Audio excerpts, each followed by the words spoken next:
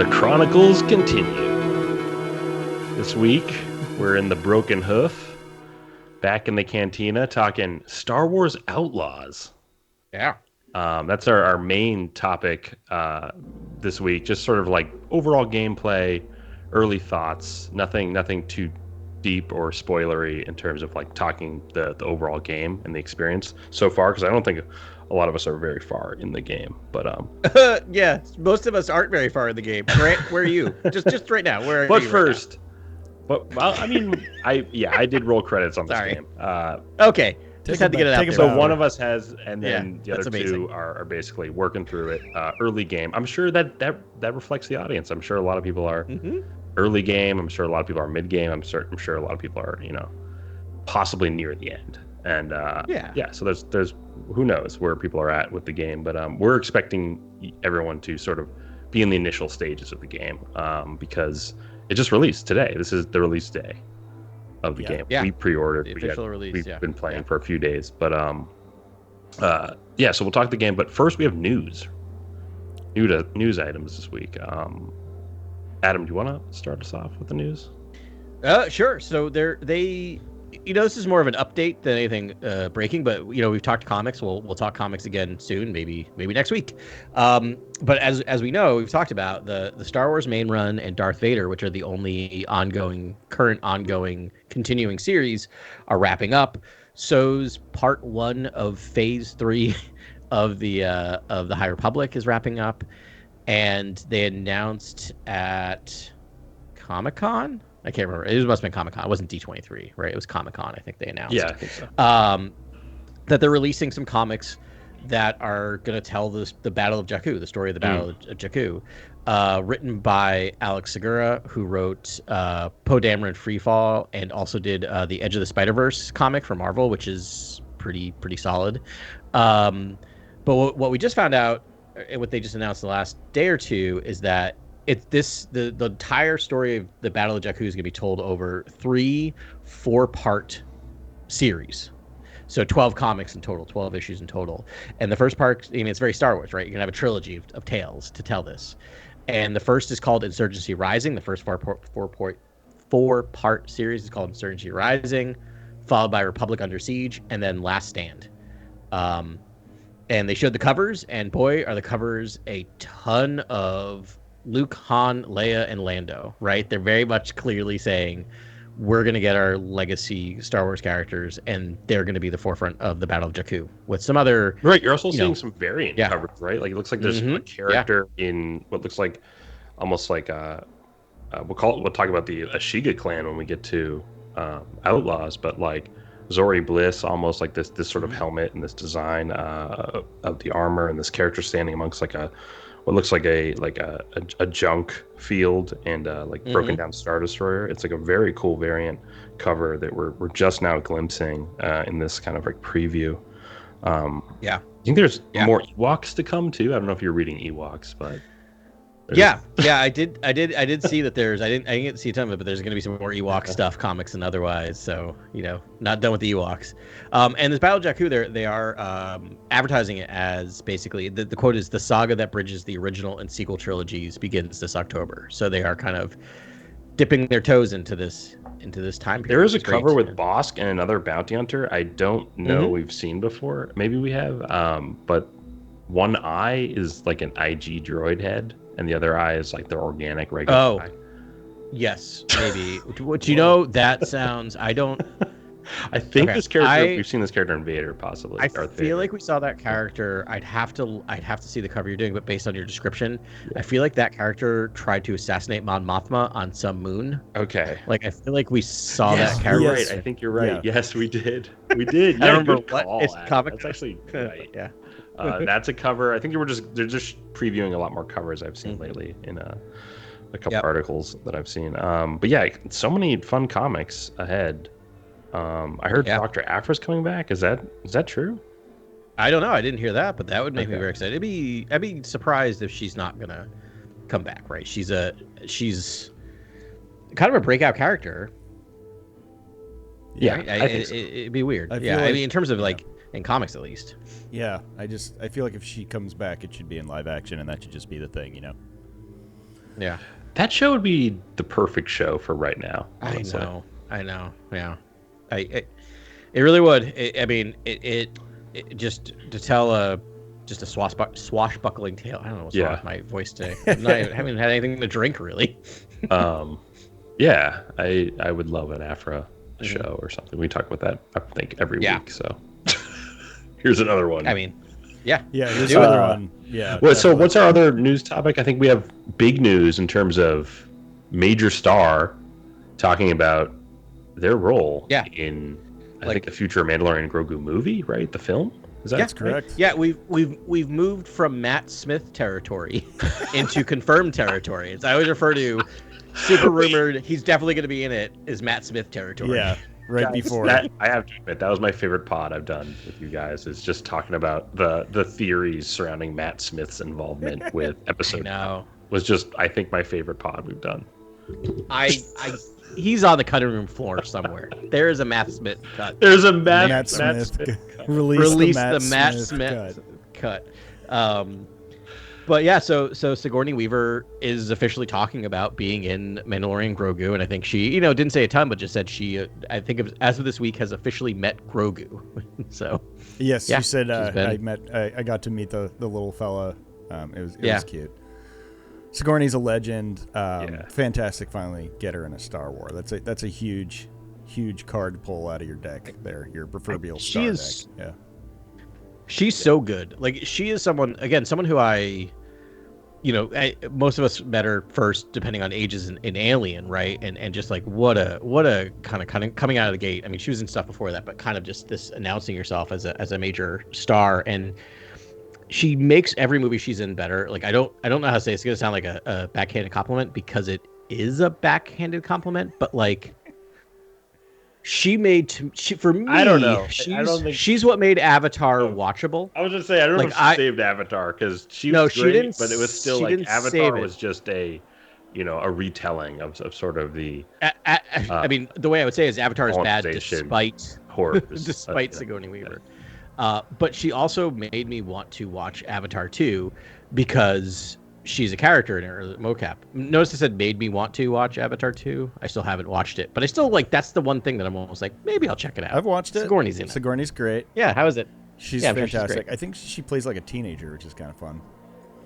Mm-hmm. Right? Like a teenager Navi. Yeah. Sure. Yeah, that's what they're called. I was just like, ooh, things go explodey and like crazy blue people running around. Like I just sort of, it's just eye candy, pretty much. Yeah, it's mainly just eye candy, but it feels like it just feels like a surface layer, it is telling of sort of a story that maybe deserves more gravitas and maybe deserves I don't know, maybe slightly more character development. I don't know. I don't know what's missing from Avatar, honestly.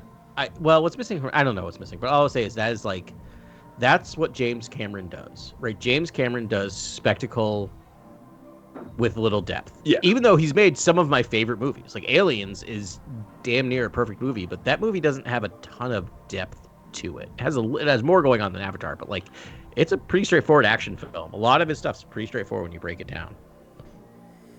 Yeah. Like Terminator 1 is just a slasher film that he decided to add time travel to. Okay. Yeah.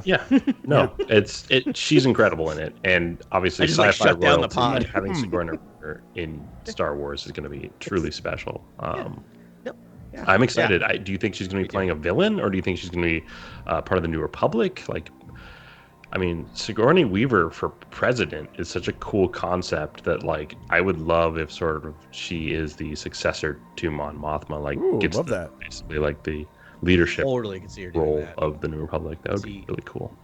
This is why she's amazing, because my mind went the exact opposite direction. That I can see her as the big bad. No, right? There's an Alien Resurrection like villain character too. That's like crazy. Like an imperial fascist character, like remnant. Yeah. I could see her with like a pixie cut, wearing a like an officer's uniform, and she'd be a great, I guess, great like warlord or something. Yeah, warlord, or what if she was also head of like a crime family, or like even the bounty hunters guild? Like maybe she's the big head of the Yeah, I would honestly love like a Diva Lompop, almost Sigourney Weaver, character. Oh, totally. It's like a little bit of makeup or application or mocap or something. Full mocap again. Like, she's just like crazy cool sci-fi creature kind of character. I love that. Diva Lompop would be sick. I think I like your like bounty hunting guild theory because we do need someone to sort of fill the Grief Karga role.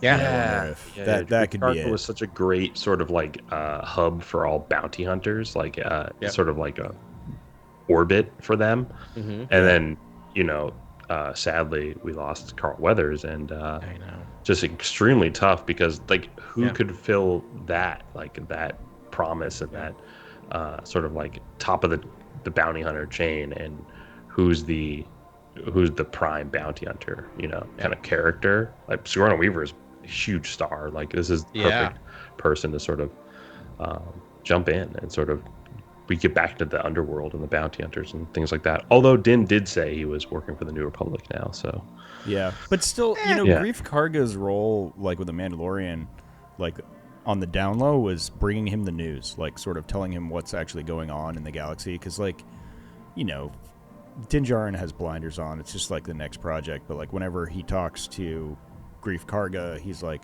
"Oh, you don't know, but this is happening here, and there's a political shift, and people are taking." He's up on all the all the information, and really fills in a lot of blanks for him. Yeah, like an info broker. Yeah. He's a great NPC in an open world game. Not that I'm trying to transition us, but like, that sounds so. But like, I feel like it feels so much like that. You stop back to the there and get your information. Two things. One, just to speak on Carl Weathers, because this also just happened the last couple of days. He just got his Hollywood Star of Fame. He got his Walk of Fame star. Such incredible news. Thank you for sharing that. I did not know that. I just saw that, and his son was there to kind of do the ceremony and everything, which was hard, bittersweet, but wonderful. Yeah. On the other side note is if she is kind of filling that role, I want her to also say Mando, but in a very different way, which is like Newman would do in Seinfeld. She's like Mando. Like just like annoyed whenever she sees. Fun. That's so great. Yeah, all this news is fantastic. I didn't really say anything about the comics, but the Battle of Jakku through the eyes of our, the big three, I'm really excited about that. It's almost a shame we're not getting it in some sort of live action or animation. That's kind of how I that's a great call. Animation would be a great vehicle for sort of like bridging the original trilogy to the sequels. Yeah.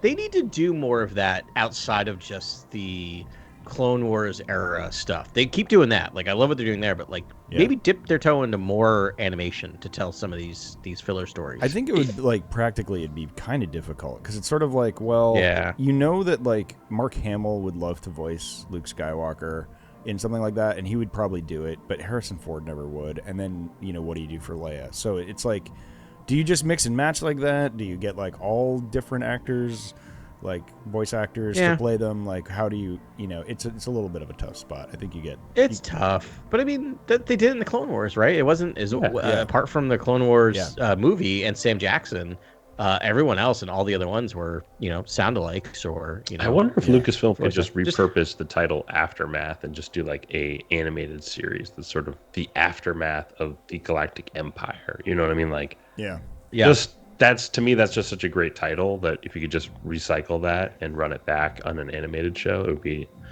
perfect. I saw on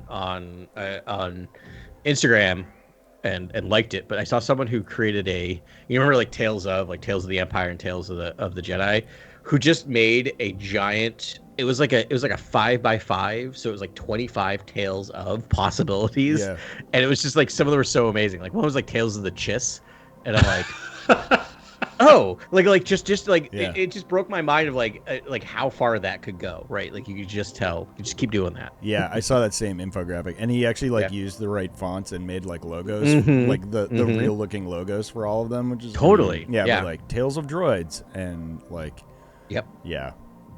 there's a million you could do. I've been thinking about this if you don't mind a non sequitur here. I've been thinking a lot. I hate those. Grant and I do not like those. Ben. I know. Don't you dare go on a tangent that I'll love. I know. I don't know. I think you'll hate it because it's just like it's about us. Like I feel like we are a very small percentage of Star Wars fans. Like if you're listening to this pod, or if you're hosting this pod, we know all the characters, all the timelines, the minor characters, the ships, like all this stuff. It's like tough for like Lucasfilm to surprise us with anything. It's like if you're actually paying attention to all the stuff, which very few people are, but it does. That in mind, they still make a lot of stuff that I feel is just targeted for me. I've been talking to a lot of people lately that are just sort of really didn't like Obi-Wan, really didn't like Mandalorian. And these are casual Star Wars fans, so it's not like, there's nothing political there. They just are like, meh, I don't really get it. But I feel like, obviously Obi-Wan Kenobi's my favorite character. And, most of people's gripes are that, like, you had to get a whole hero's journey. And, like, they're like, I love the end, when Obi-Wan Kenobi was Obi-Wan Kenobi. And same with Boba Fett. But I've been hearing that a lot lately. And it's kind of surprising. Like, I want to start thinking about, like, what sort of stories would bring casuals in that we could do. Well, instead of just, like yes, we would love Tales of the Chiss. And, like, can you imagine a bigger, like, anything less popular? I mean, right, but I feel like, the thing I'll say is that is such a low risk thing because those animated series are just literally they're just for us. Like no one else watched Tales of the Empire and Tales of the Jedi. They're actually for casuals, like the sort of intermediate people, a little because bit. Like we don't need Tales of whatever. It's like, well, we read that in the Ahsoka book. Like we saw that whole arc pretty much. That in particular. And it's for people that I think don't read the books and don't read the comics.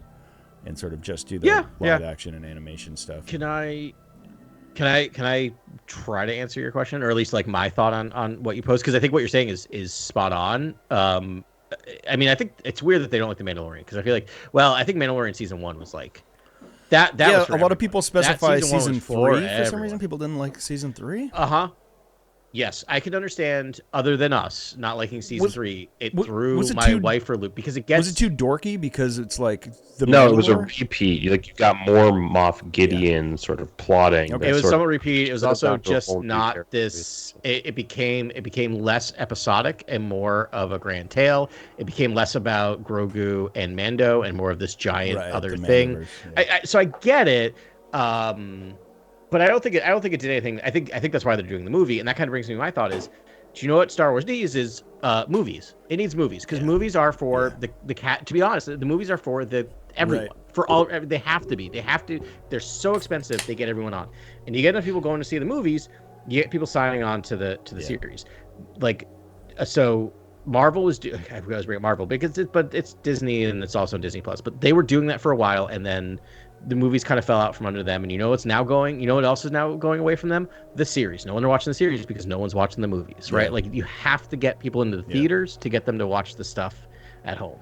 That's my thought, at least. And it's gonna be so great when they embark on a whole initiative to create new films in a new era of the timeline because they won't have to answer all of these lingering questions about the heroes we know and love from the original trilogy and all this sort of legacy material that they used and commented on and sort of almost like remolded the original Star Wars and sort of tried to rocket it into production as fast as possible to make all the money back from essentially purchasing Star Wars, the IP.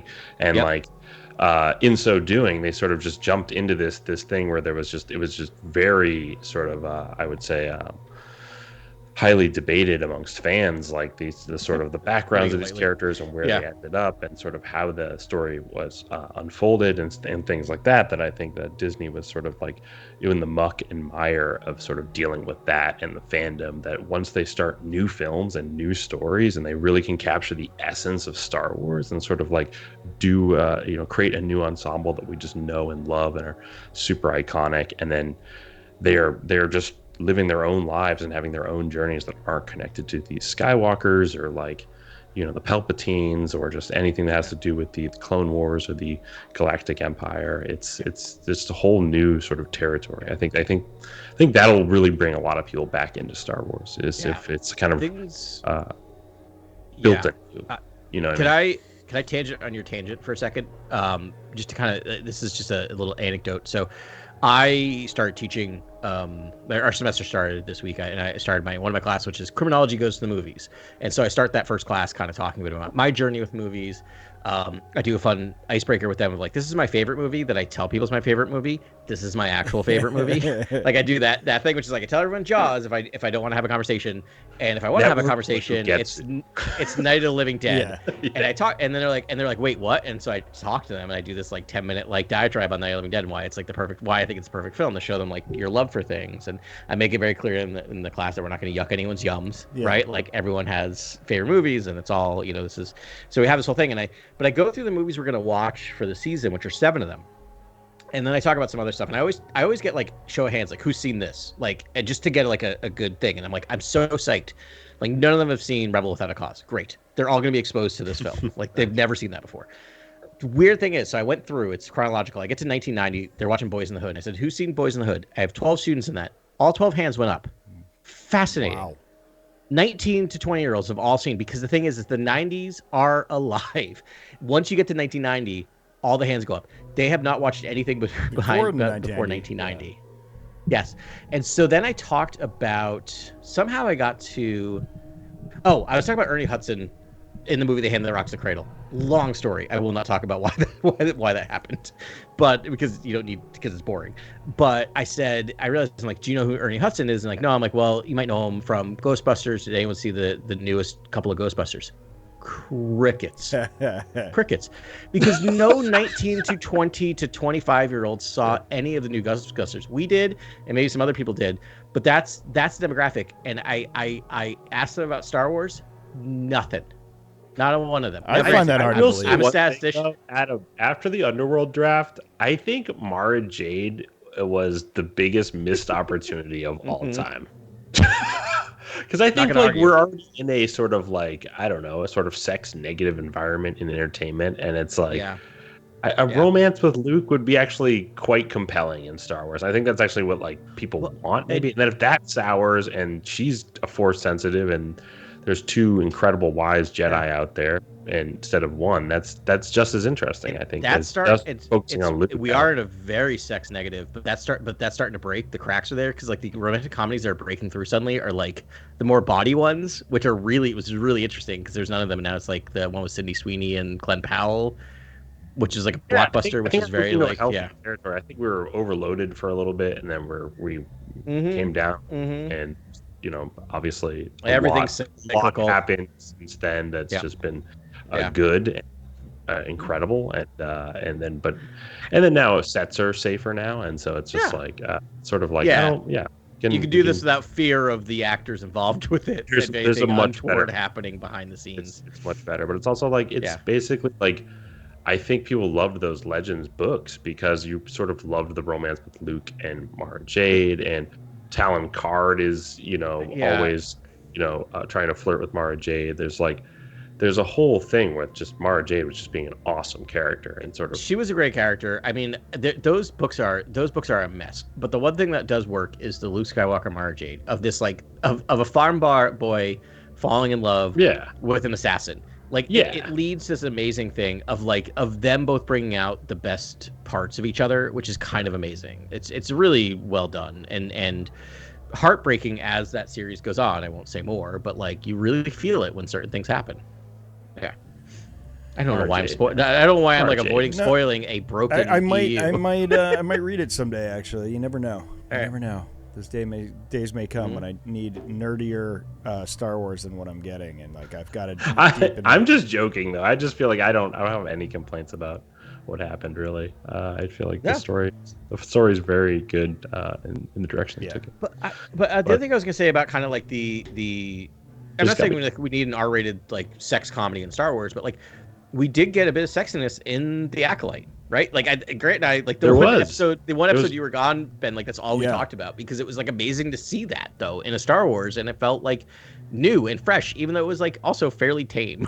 It's as most of Star Wars can go, but like you saw his like back and like maybe the top of his crack, and it was just like, whoa, like what are we doing in Star Wars? Yeah, it was like we're going into a good territory. I was like, this is good. Like this is art. This is what you want to do is sort of like show the artfulness of people being without, you know, attire at times, being free. Like that's part of being force sensitive, I imagine, right? Like there's a whole part of sort of meditation and being force sensitive that I imagine is sort of like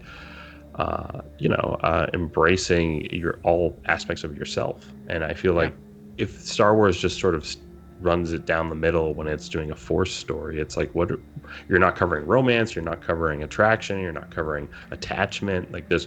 And then attachment was just, there was such a, that note was just strummed so hard in the prequels that it's like, we need to answer this in so many ways right now, as a sort of continuance of the IP. And the Acolyte attempted to do that. Yeah. And then the show gets canceled, and I'm like, okay, so Andor too has it. Andor has it. It's incredible, actually. And Andor, it's just they cut away a little too quick. The love story. Bix is just a friend, well, he does sleep with Bix, but like it's heavily implied. I'm not saying we need like a full sex scene, but you could have cut away a minute later. Do you know what I mean? Like literally, it's just like you see them kind of embrace.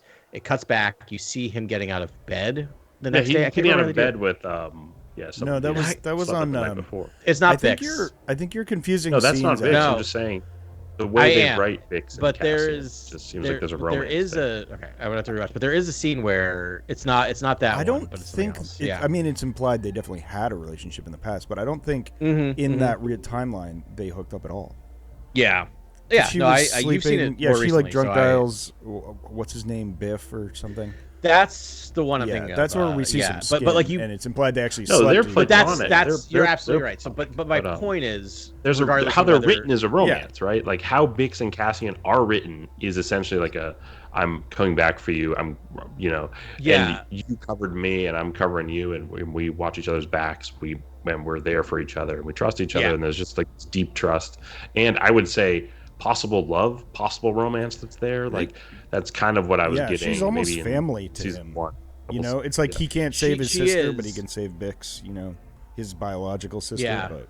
Right. Yeah. Which I always forget is the subplot of that show because it kind of like it's there, but I like that about it because it's underneath that. It's the undertone of everything that's happening.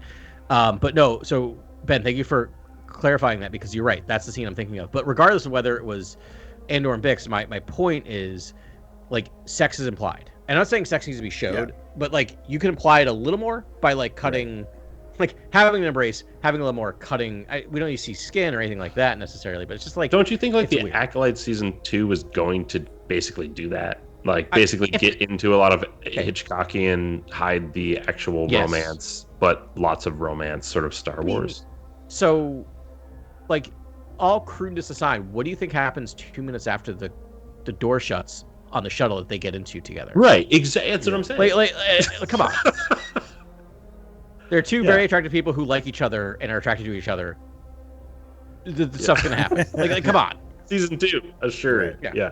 Again, we don't need to see it all, but like, let's not also, be like PG about it. Like, we can be PG-13 about it. Yeah. Star Wars can take more risks in terms of that because I think there's a fan base. I'm just trying to think about, again, Ben, you say we just represent a very small percentage of the fan base.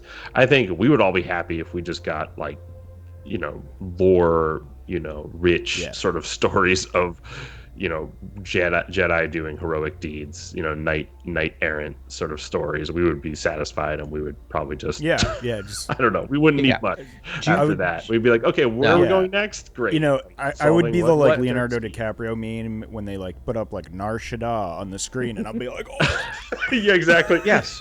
Absolutely. Like that's all. That's all we. And no one else would care. I think we're probably like a very sad. Doesn't mean anything. Doesn't hurt or help. Which is actually how Marvel was doing it for a long time in Phase 1 of Marvel. Like there were like drops that had nothing. Where I was sitting there going, "Oh my god, I can't believe they mentioned that character," and everyone else is just like, it did not affect their viewing at all. It was like a blip on the screen that just didn't take them out of it. Didn't have any impact. But I got it right.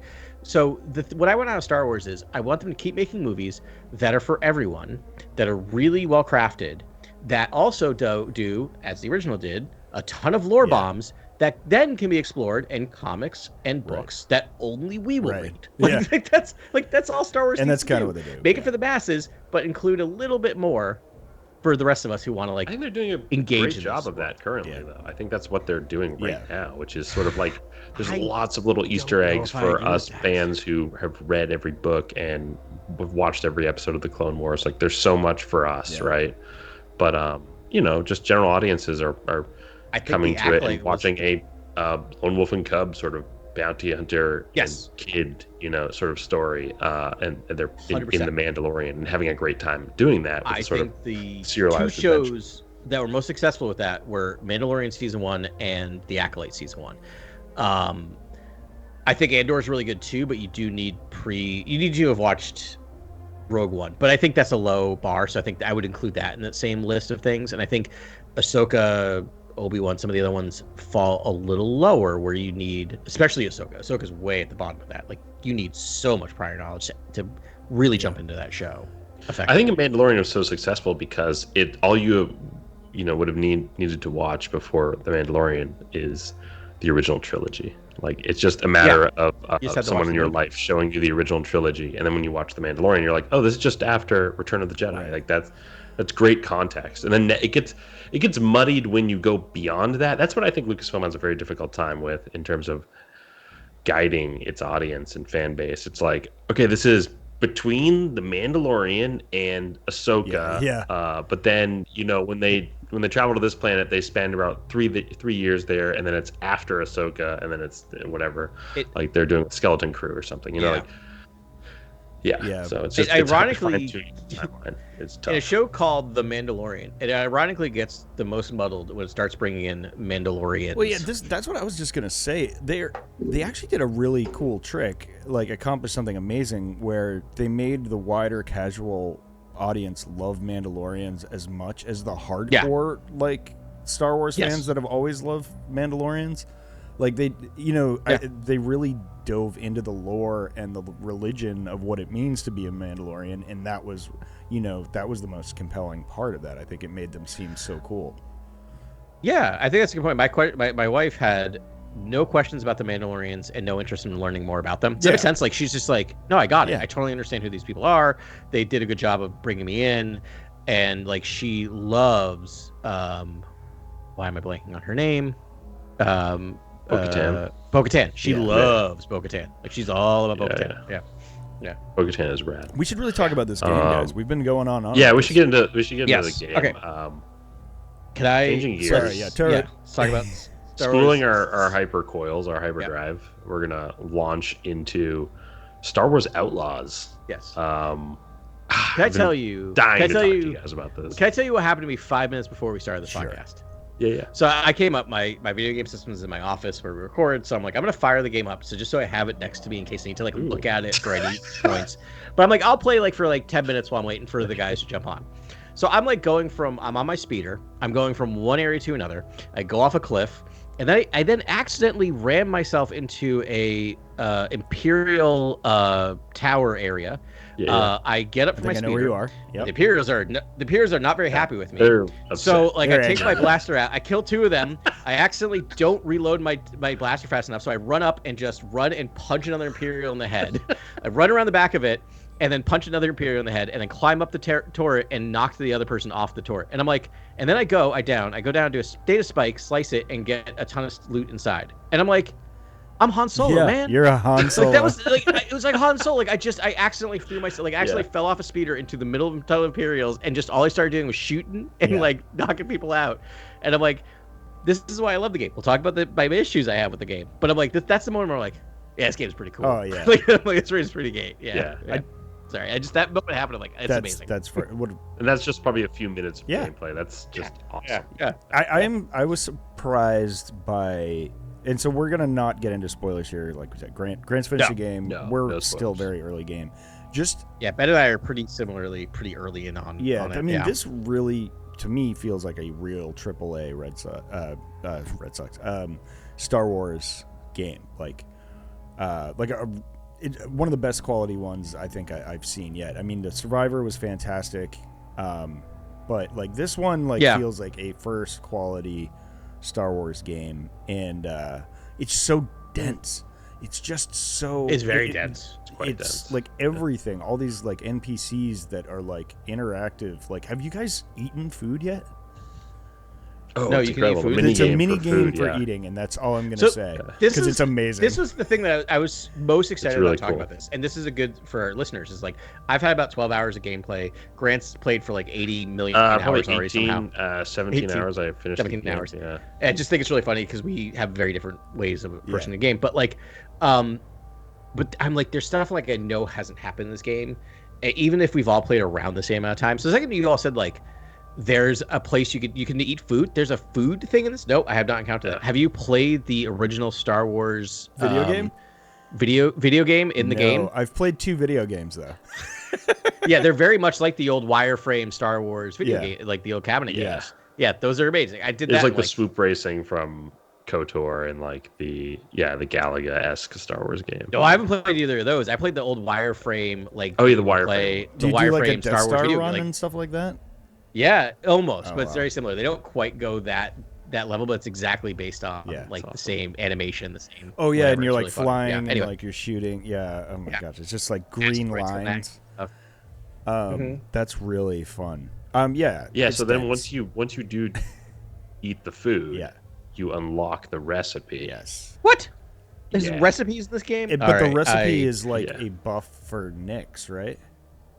Yeah. Right. Exactly. It's a Nyx buff or kind of ability or Can I? So this is going to be very freeform because I'm saying it's going to be very freeform because I want to ask a random question before we jump into this, like maybe a little more structured. So I was a little annoyed because I started playing this game and I pre-ordered it, and with the pre-order you get some bonuses of things, and I'm like, why can't I access any of the things that I pre-ordered? And then you hit a moment where you can't. Yeah. Right. So I got to that point. What did you? Who are you dressed as right now? Did you? Did you? So you can do this thing where you keep the appearance. So I've kept the appearance even though I'm wearing buffs and stuff. I'm fully dressed as Han Solo. Like that's also why it was the most Han Solo moment. I have the Han Solo outfit.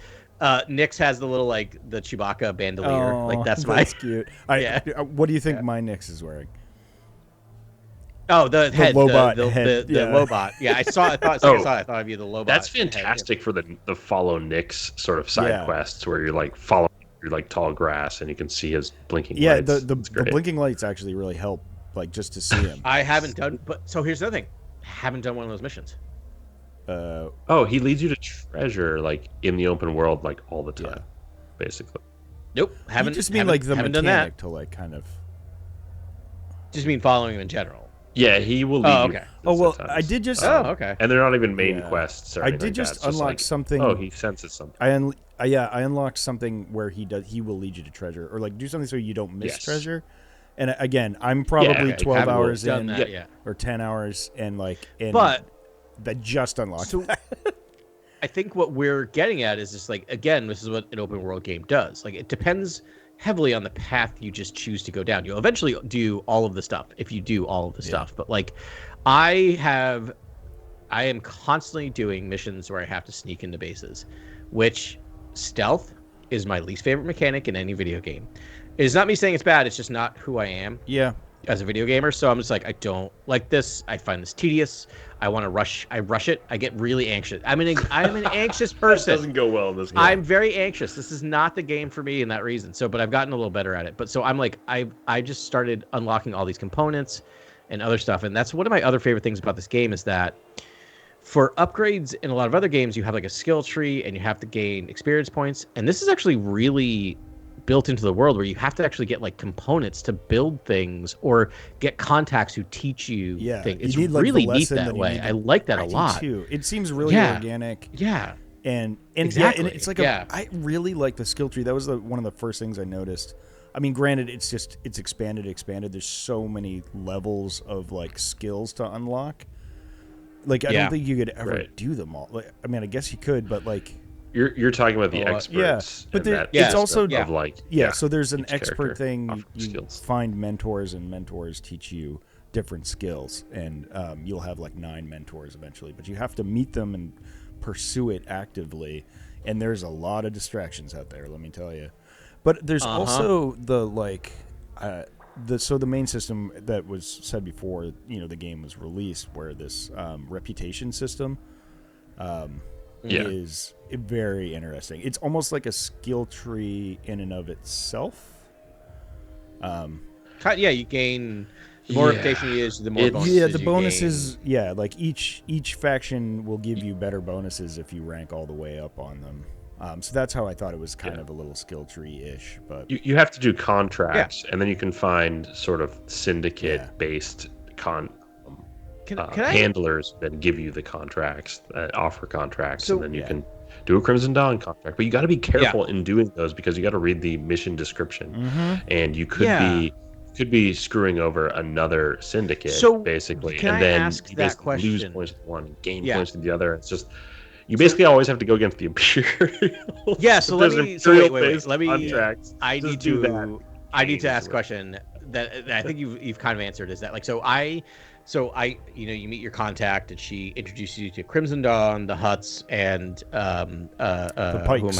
Who am I missing? The Pikes. I went Crimson Dawn immediately because.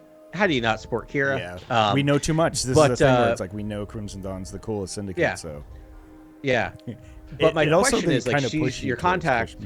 Crimson Dawn a little bit. Yeah, I unlocked all the blaster appearance and the attire. I unlocked all of that. I went full excellent with Crimson Dawn, and I got lots more Kira storytelling. I think this is and they revealed in the trailer that Kira's in it. So this is my question. This is all news to me. Oh, she's in the trailer. You just forgot, or maybe it was the episode you weren't on. So. Maybe it was the episode you were on. I actively forgot. Well, who would be leading it right now? Right. We just read those comics. But didn't know. It would be Kira. I mean, she was in the. Now she was in the trailer, wasn't she? But see, this is why people with bad memories have great lives. Okay. I also came to the realization that Jabba's alive in this timeline because my timeline stuff's always hard. Where my brain is just like, oh wait, no, where? Oh wait, Jabba's alive. Talk about timeline. It is not spoiling anything by saying the heads of certain syndicates that we know are the heads of certain syndicates in this era of the timeline. So I think we're okay. I still have to get to my question first before just about this because it's now for me, my own personal listeners may not care. So, and I think you kind of answered this, but like I got super anxious. Not super anxious. Yeah, a little bit anxious, to be honest. When your contact's just like, well, be careful because you can't please everyone. And I'm like, that is the worst thing to tell Adam. He can't please everyone. So is it possible to get to excellent for all three syndicates? I'm working on that right now. I'll get back to you next time. Let me know. Talk about but I like this idea. If you always select against Imperials, that will help because you're not going against any of the other syndicates. But I just didn't like that. I'm like, oh man. It's going to make me really anxious. That's the fun replayability, right? You want to see what you can do. The first time maybe you're just coming through, but it's like, I don't know, if you got an idea, why not try it out? You'll probably be able to pull it off, Yeah. You just might have to... Thematically, I sort of made the Huts my enemies, though. I was like, I want to make them upset. And you guys have already walked past Hut territory in cities, I imagine, at this point. Yep. So you understand one city. Huts... 2 cities. Nonetheless, I believe there's probably territories, right? I've run into Hut territories, Pike territories, Imperial territory. Yeah, I haven't. All right, right. This is amazing. It's just kind of amazing game. It's 10 hours in. We're all having very different experiences. I mean, when we're all 50 hours in, we'll have done everything. But it's 10 hours in. It's going to be a lot of hours. Maybe really. So you've been to a city and you haven't stumbled into any territories of any kind? I mean, territories, but not Hut territories. But have you sneaked into their areas? I'm trying to break into Crimson Dawn's vault right now. I have 2 of the 3 keys I need. No. I mean, I was. Yeah. You're deep in it. You're deep. Yeah, I can't help myself with side quests. Yeah, I did the Pike vault. Did you do the Pike vault, Adam? Not yet. Oh, no. Okay. No, I'm all about even though I'm pro Crimson Dawn. I accidentally keep selecting things, so I went from the little bit positive, and now I'm back to neutral poor. So everyone hates me. Everyone hates me right now. I'm a Crimson Dawn rock star. 0 reputation. Right I'm just gonna push this poor. One. I wanted to max 1 first. So if I go anywhere, they all hate me. Everyone hates me. I mean, that's very Han Solo. Yeah, I'm excellent. I'm good with 1, excellent with another. And poor with 2 right now at the end of the game. Makes sense. Wait, so there's 4 because I've upset a lot of syndicates. Oh, that's cool. That makes sense. I imagine like Imperial and Rebellion are going to be Imperial Rebellion. Oh, that makes sense because they are part of the narrative at the very beginning. Well, if you go to Reputation screen early in the game, I think right when you're in like the first city, you can see all the different. They do show you in the databank like the I think under lore or worlds. What's in Reputation, Adam? Like what's in our Reputation? So here's the thing. So if I'm in factions, is that it? Pike Syndicate, Zarish Beth, Crimson Dawn, Cartel, Galactic Empire, Rebel Alliance. So I bet you're right, Ben. Right. That it's Empire and Rebellion. And Zarish. Okay, so is like that's. And then you guys didn't watch any of the trailers or anything like that. Okay, I've already spoiled something, I guess, but it's not even a big deal. No. If it's in the trailer, I think it's fair game. This is broad faction stuff. Faction stuff. The faction system is a pretty big part of the gameplay. I like it. It's fun, but like you're saying, Adam, it is tough trying to please all parties. It's not selecting the right contracts to do that. I want to make that clear. That's not a game glitch. That's an Adam glitch. Yeah, I'm the same as you, Adam. I'm not like in Assassin's Creed. It is just like pulling teeth for me to do the like stealth missions. But this game, but I'm getting better. I do have this sort of threshold. Like I learned how to do like multiplayer first-person shooters just because it was a Star Wars game. Do you know how much effort that takes? Yeah, a lot of effort. A ton. That's a big skill. But I have a threshold for pain. I feel so the same way. I'm just gonna get into stealth, and I mean. One of my first missions, man, I died 100 times. And you lose money, I realized, when you die. In this game? I'm losing money? You're losing money, dude. Check your credits. So, wait, are you guys using nicks and whistling and things like that to get them to go the opposite way? Are you using nicks? Yes, 100%. Using Bix a lot. Because that's like stealth assist, basically. That's like it is everything. It is. Easier if you just use nicks. I'm starting to realize. So the thing that I found, I've gotten better at it. So again, I feel like this is just a therapy session when I'm talking about what causes me anxiety. This game causes me anxiety. It's Gamorreans. Once I saw the Gamorreans, I was I'm psyched. I haven't seen a Gamorrean yet. It's causing me. So anytime I almost have to play this game on mute because anytime you're found out, there's this little like music sting that goes like, and I'm like, it's like almost like a horror game. I'm getting like a tick because of it.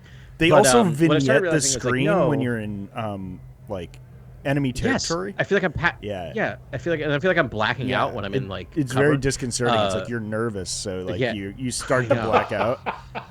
But like the thing that I found really helpful, like last night, like hour whatever, I'm like, oh, actually no, it's good to alert these people because I would alert them, pull them over here, and then take them out, and then alert another one, pull them over, take them out, and then I'm like, oh, once I did that, I'm like, okay, I can get through this whole thing. Are you guys using nicks to attack one and then punching the other one? Yes. The one that Nix is on. Yeah, I've done that with I've used that to get through so many rooms. Yes. Yeah. I'm starting to. Well, now when I got the smoke bombs, do you guys have smoke? No. Oh yes, I don't have grenades. Like, I just got those, and I'm like, bombs. Now I'm like, I'm golden. Like once I get smoke bombs, because now I can take out multiple people. Yeah, that's the thing. Is like the multi takedowns are hard, but I'm sure it's just like they just put together a really nice collection of abilities and skills and like functions to make a really good Star Wars game. It's like they just fit together well. Like I don't think they're reinventing anything, but like like they just pulled a lot of. It's extremely solid. Yeah.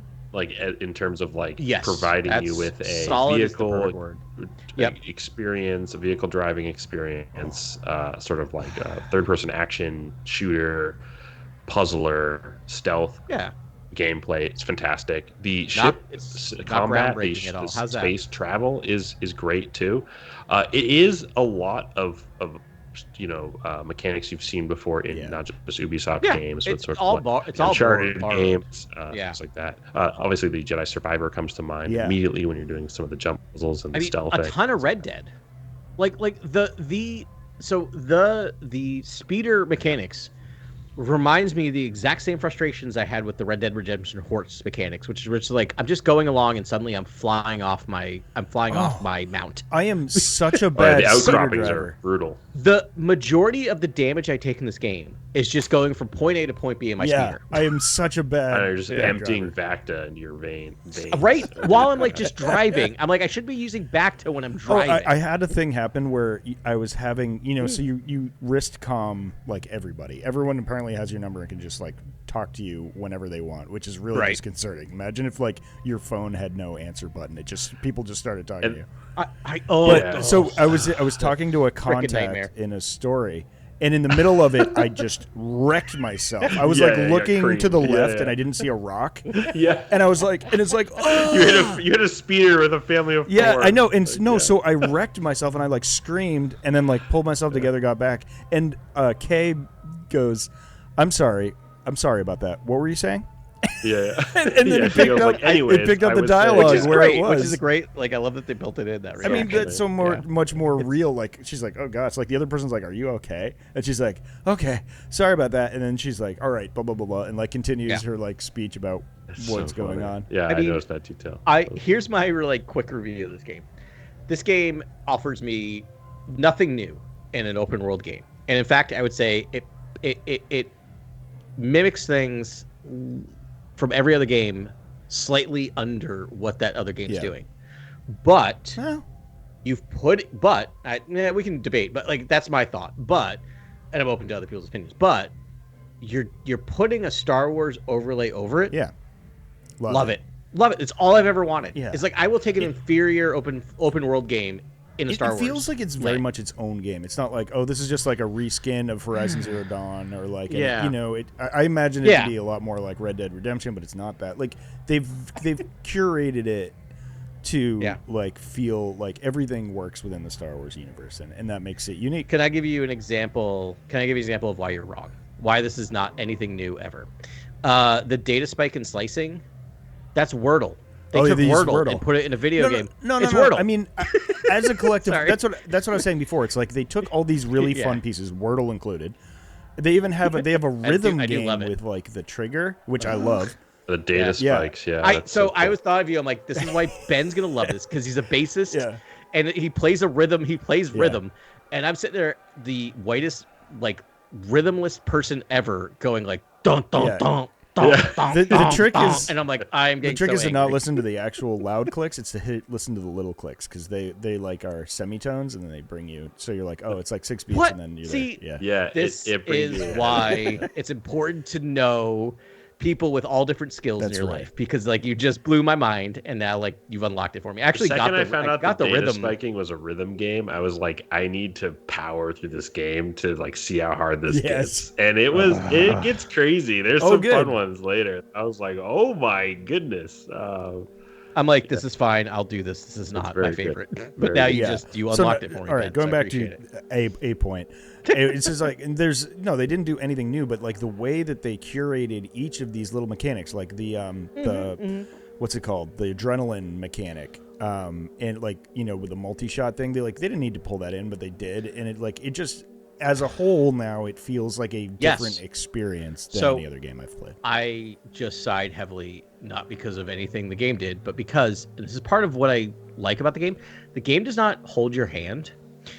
It is not tutorial after tutorial after tutorial. I've had to learn some of the stuff. So I understood the adrenaline thing, that I could use that when I was on my speeder bike.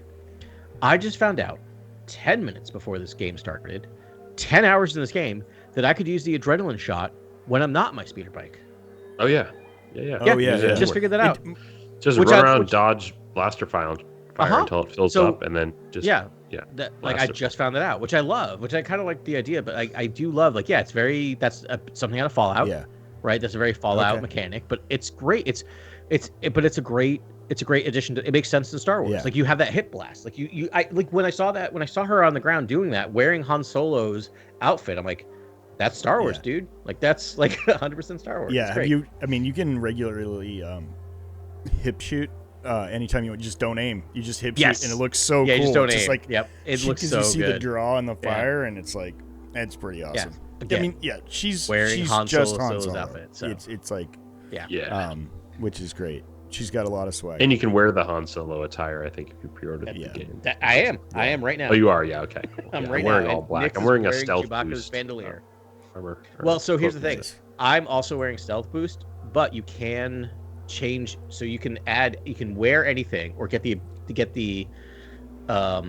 attributes of anything you wear, but you can change your appearance So it doesn't change your appearance. Does that make sense? So like I will like, so I'm always gonna look at Han Solo, but get the added bonuses from those other things. I like changing up the look. I get bored of a look after a while. Yeah, I'll probably change for it. And I just like to see organically how it changes. Right now, I've got some sick Crimson Dawn drip going on, and I know it's like lower level. I think once I get deeper, it's still elite. Yeah, that's rad. I just love. I just got a sweet charm that ups my HP randomly. So like I got like 6 bars of HP right now, which I'm feeling pretty good. Yeah, I thought this game was like pretty much like an 8 or 9 out of 10 for me. I just thought it just nailed it in terms of giving us that Star Wars immersive Star Wars feel. Like walking around a cantina. Like I've been to so many cantinas. I've seen so much of the galaxy, and then I don't know. Like there's a place in this game that you guys will go eventually, and like it is just vast, and it is like 1 for 1, like what you imagine, and it's just such an I think I know what it is based on what I've seen. That's sort of like you've always wanted. Like you've played other games and explored this place and tried to look at every crevice and been like, I remember this, I remember that. I'm not even gonna say I know what you're talking about too. Just I don't know, like for me that was the most memorable of my playthroughs so far. I'm gonna put something in the chat. No, I'm just kidding. Yeah, it's so exploring that world. And just the 1 for 1-ness, the sort of like the attention to detail, the sort of like just the perfect mirroring of what we've seen in live action, and what you want to see and what you want to do as a person in the galaxy exploring that same place. And I remember that just kind of blew my mind. And then so the attention to detail in this game is actually incredible. And I don't understand some of the lower scores that I've seen from a lot of outlets, gaming outlets. I think there's just like I think because Ubisoft does put out open world games, a lot of people are just putting those in their comparison chart and in their metrics. And I just, for me, it's like I think you have to just understand. Yeah, there's an engine. Yeah, there's an ethos, and the company has a sort of MO for making a specific type of open world game.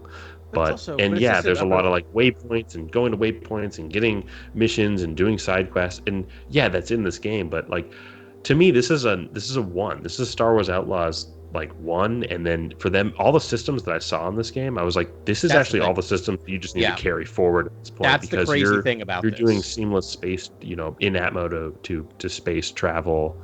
You're doing all this seamless stuff that's actually just working great. That if we can just move this forward, if people can, this is the first one they've made. This is the first. That's what's the amazing thing about it. Yeah, like it's like incredible. That is. I had that same thought of just like I was really like so. I went downstairs. So I was like, I had to talk to like my wife to be like, so just to let you know, this week, I'm gonna disappear after kids' bedtime, like starting on Tuesday. I'm gonna disappear for like 4 hours. And she's like, cool. Why? I'm like, playing my video game. She's like, what video game? I'm like, we watched the trailer together. She's like, oh, that's right. And I'm like, and then I came down, not yesterday, maybe it was like, I think it was yesterday before I started playing the game. And she's like, what's going on? I'm like, I gotta go play the game. She's like, you don't like it? I'm like, I don't know, man. I don't know. It's like a 5 or 6 out of 10. Like that's where I was at yesterday before I started playing. Yeah, I was not into this game, and I feel like this is me in Star Wars. And then, so I'm wondering about people who are reviewing this game, how much time they put into it, because then something unlocked for me last night, and then today a little bit, where I just got past a certain point. And like the learning curve on this, I feel in this game is actually fairly steep compared to things like Assassin's Creed. And once I like got over the hump of that learning curve, and I'm sure there's more challenges ahead, I'm like, the game unlocked for me in a way that I'm like, oh, I'm loving this idea of just like chasing this thing down, chasing that thing down, like looking for this component, looking for that. Like I just clicked. So I agree. Like I think it is really solid. I think it's the fact that it's the first, and they're advertising it this way, which I think is the right way. It's the first open world Star Wars game, which is also not true, by the way, because I played Star Wars Galaxies, which was the real first open world Star Wars game, but whatever. But here's the thing. I am really getting a Star Wars Galaxies experience feeling from this, where I'm just like, I can do whatever I want, and I'm like running into people and like doing these side missions. And that's the problem with this is like, Grant finished this game. I'm gonna finish this game in 6 weeks because I'm off on all these side quests. I want to build out all these things. I want to raid these vaults. I want to do all this stuff. Like that's where I'm gonna go. So I'm all in on a game that I was not.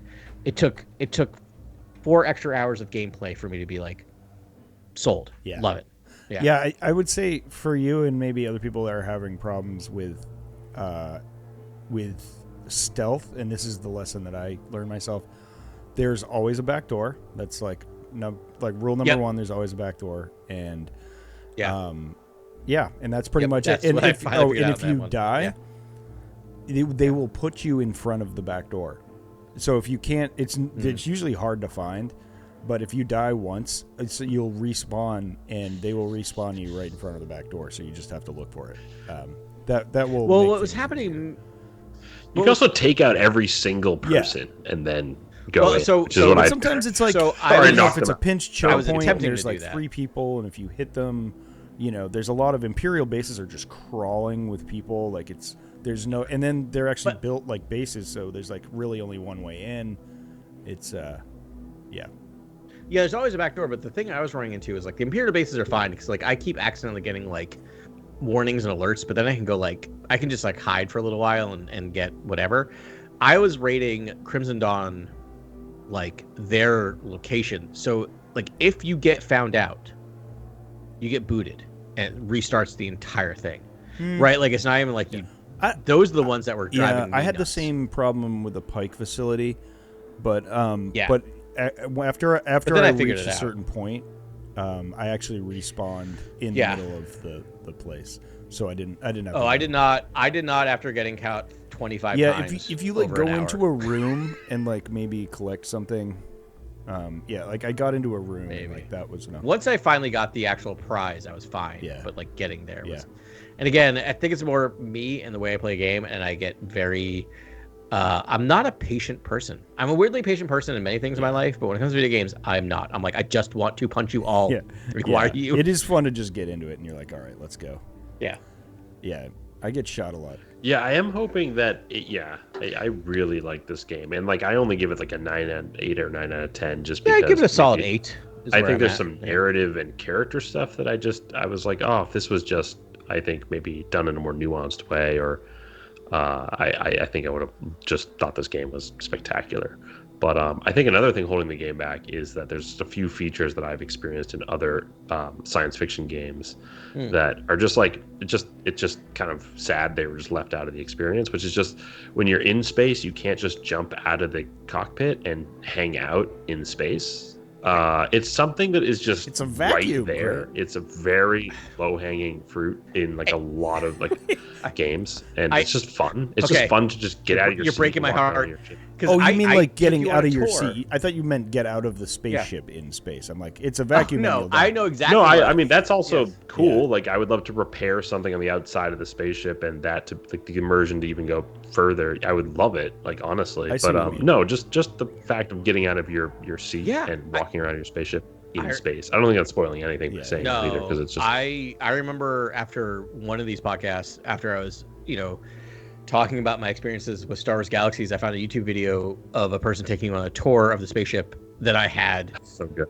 And I'm like, that just broke my heart, Grant, that I can't do that, because like that's all I ever want to recreate is being able to like get out of my seat and look around my spaceship in space, like, decorate it in space. Yeah, because you can do it when you're set it up landed, obviously. Yeah. And it's such a you can also like position it in front of other planets or nebulas and sort of take go photo mode. Like there's lots you can do with just sort of. This is the wild thing about it. It's like I have done 0 time in space in this game. Yeah. So I can't even speak to that. Yeah, I've only done a few. I mean, I've done quite a bit in space, but not like I didn't do a lot of side missions in space. I'm going back and doing them all now. But and so I've only been in space a few times, just going, the few trips I've made, and it's like I've just noticed you can't jump out of your cockpit and walk around, and I was like, oh, that's kind of strange. That's left out. You can't use your blaster on your speeder. That's like just at will. You have to wait for your gate. That is another thing. Like, oh, this is missing. This is like I thought this was. Unless you have that adrenaline. I found that wild. Yeah, that was wild. I just keep going around. I literally kept driving around. Especially since other people can shoot at you. Like they have cannons. I don't know. Maybe you got a cannon on your speeder, but like the regular like Imperial speeders have like cannons on the front of them. People are shooting at you constantly. And then finally, I think the last thing I think might be holding this game back is that I think with just how focused the game is on gunplay and sort of the fighting, it's like I think like maybe a bounty hunter game is in order, just because I think you want to collect those different weapons and you want your loadout to feature jetpacks and rifles and all blaster rifles and all these sorts of things that Kay can pick up, but she always will drop it climbing a ladder or whatever in this game.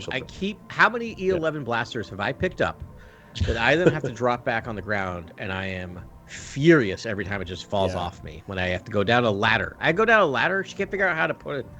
Blaster or hold, like, it just drives me nuts, and it's a game mechanic, and I'm like, what's going on? It's a choice, and it's interesting, but it's just like it's a choice. I think they're just like, you've got enough to think about, and honestly, as complex as it is, it's a very simple progression mechanic that I actually felt very comfortable with. It wasn't like overwhelming. Yes, there's a lot of ways to unlock cool stuff, but it's like it's all kind of hidden. It's like you do a mission and you get better, and it's kind of simple. But yes, I mean, like a sniper rifle you said, is like. But I don't know. But it's like the interactions are curated based on the weaponry available. So it's like sometimes you will be able to use I've used a rocket launcher. I've had awesome sniper rifles. I've had bad sniper rifles. I picked some stuff up. But it's like, you know what I mean? Like they're trying to curate each experience, and like, Han Solo doesn't have 100 weapons wrapped around his body. I was gonna say no, you're right. Much like Star Wars, right? They have their signature blaster, pick something else up, like, and it's gone. And I think, Ben, to use the word you used before, it's very organic, which is something I really appreciate about this game. The other thing I like about this game, the heads-up display, really not almost to a fault. Like, I mean, I have a 75-inch TV screen, and I can't read a lot of the like. They're like prompting you to like pull triggers and do things in these mini games, and I can't read it. It's too small. Yeah. And I'm like, how? Yeah. Oh, you mean the eating mini game where it's like, oh, it's right there. I gotta move the joystick to the right. Yeah, I couldn't read it. Like, I might need to change the colors or something of the like what it is. But you're right. It's a very uninvasive. It's a minimalistic HUD. It's really nice HUD. Design. And I do like that you're sort of ad hoc picking up random like heavy weapons, I guess, in different, like you're saying, Ben, like curated in different areas. I got so excited that I would have this rifle and be able to keep it, and then it just disappears. Like they did. I'm like, oh. Yeah, and I don't think you need to keep it per se. No. Well, I will say that it would be nice to have something a more permanent, non just blaster, like a rifle blaster. Like do you know what I mean? Like, just so the other thing is, again, kind of build off what you said, Grant, is like you're mentioning all these things, which I agree 100% with all these, and I'm like, well, we know there's going to be DLC for this, right? And we know there's going to be, we don't know, but I'm guessing there'll be another game. Like, again, this is all stuff that we'll get in maybe some DLC, maybe. It's really exciting is what I'm saying. Yeah. Another game. Like, the fact that like, these are the things that we are nitpicking is good, right? Like, this is the stuff that can work on for a game too. I know. And Grant, what you were just saying, these games are kind of in vogue now. I don't know if you've ever played like mindfulness games or like games that are designed to just chill you out. But I was imagining if there was like a waypoint where you could like stop outside of a planet in like a safe zone and you like go into the chillest, like that when you get into your spaceship, you have one of the chillest like locations in the history of like starships. Like it's just like all like a glass canopy with a dope leather couch and like a captain's chair bolted to the floor. And it's like so chill to be out there. Like if you could go into that room and like play a jukebox and just like look at a planet while you're floating in space, that would just be like, and you could just like leave that run and like let that run for as long as you want in the background. Like that'd be pretty chill, and do photo mode and all that. And then monitor for transmissions, right? And then you get a random transmission. There's like a distress call like that happens while you're just out there parked in space, like an emergent event or something. Like to me, that's just so fun for the player. Like, well, I don't know. You are all describing Star Wars Galaxies. Yeah. Sorry. Yeah. My favorite thing is, as a bounty hunter, and you would send out bounty hunter, like you would send out the little probe droids that Darth Maul had in episode 1, and literally it would take hours for it to go scour all the other planets. And so I would just sit there like listening to music in my ship, just waiting until I got the transmission of like target acquired. And so I'd just be sitting there like just looking around, looking at my art, just like writing a paper while I was waiting. I would get target acquired, and I would just like swivel over and be like, boop, hop in and like cockpit and go get him.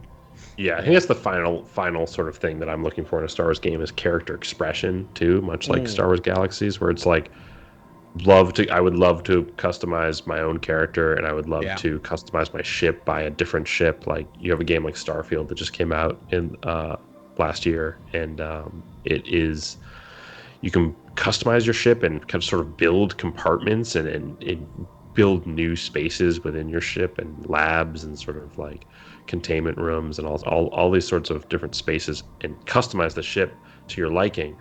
I don't even need that in Star Wars, essentially. I just need to be able to buy different models, right? Like if there's like 5 different models, and you can just buy a different model and then maybe paint job on the outside, and like Ben's saying, sort of change your living room or change your like habitation quarters. Like that's to me, that's like, and I don't need it as deep as a game like Starfield, but it would be fun if it's just like there's a few ships you can get. Like this game makes it an active part of the story that the ship you get is like a very important ship, and it's like iconic.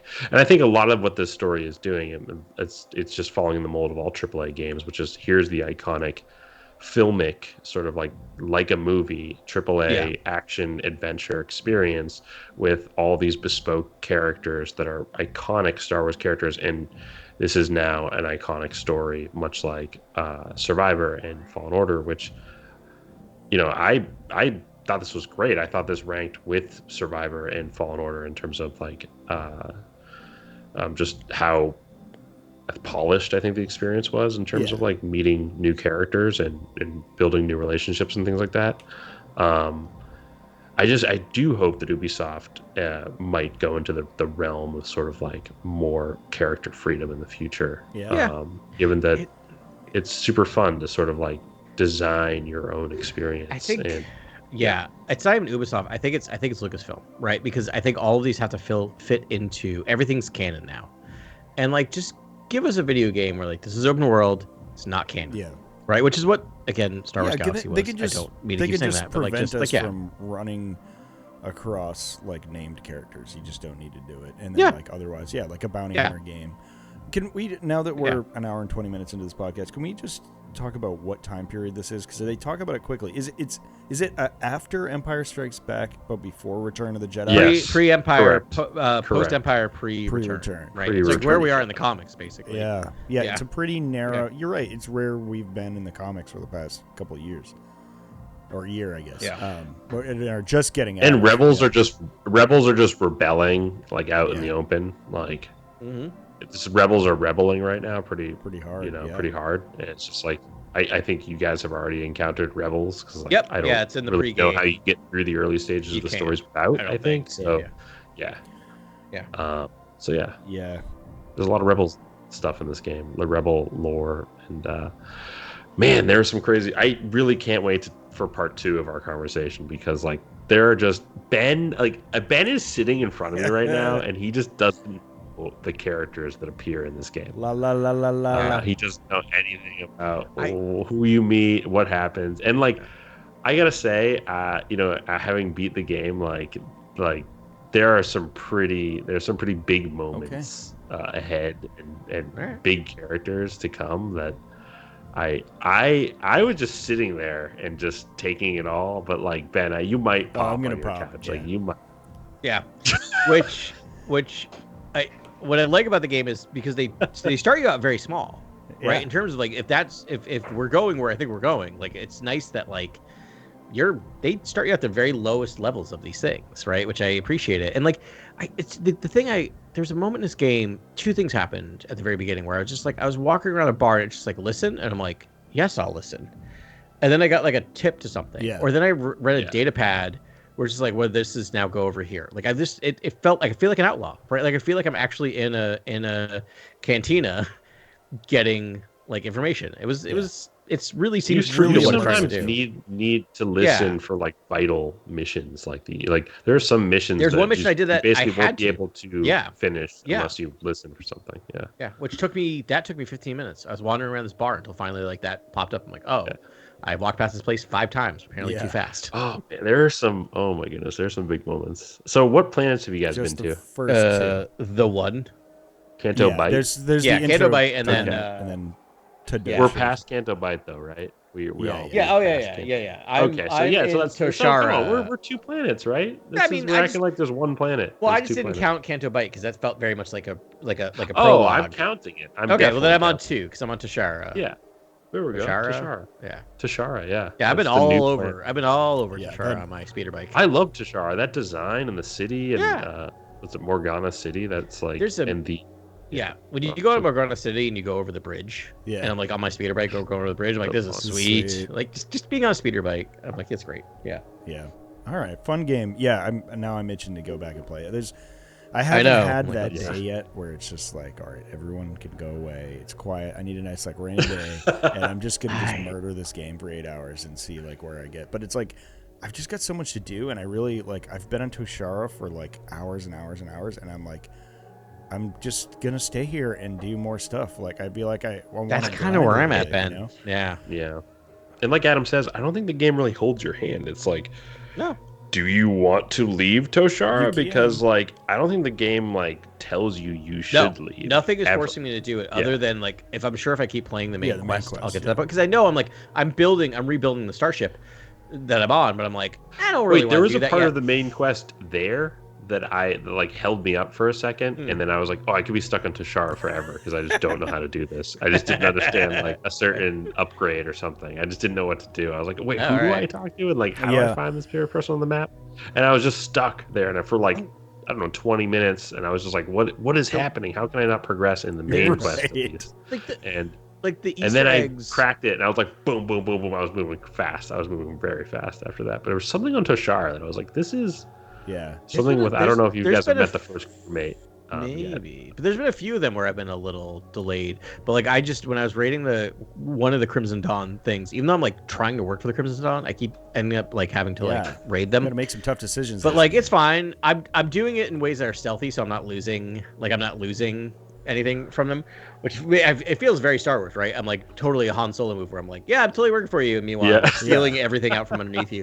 But like there's a moment I went into and got it, and there was a 3PO and a R2 droid next to each other, and I'm like, I almost took a picture. I'm like, that's just fun. Like it's not C3PO and R2D2, but like the fact that the designers just put them there, I'm like, that's just for me. I just turn around, I'm like, oh, look at that, wonderful, that's fantastic. Had an R3, so many goodies like that. Had an R3 mission. Had to help an R3 who was feeling bad about himself. Had a bad motivator. Had to help him fix that. That was fun. Yeah. Oh, that's fun, man. That's fun. Yeah, deep game. Okay, you guys got to play this game so we can talk about it. Yeah, it's going to be end this podcast. I can probably pay for another 2 hours if we stop talking right now. All right. Well, yeah, with all that, if you haven't got the game yet, get the game. It's fun. It's a total blast.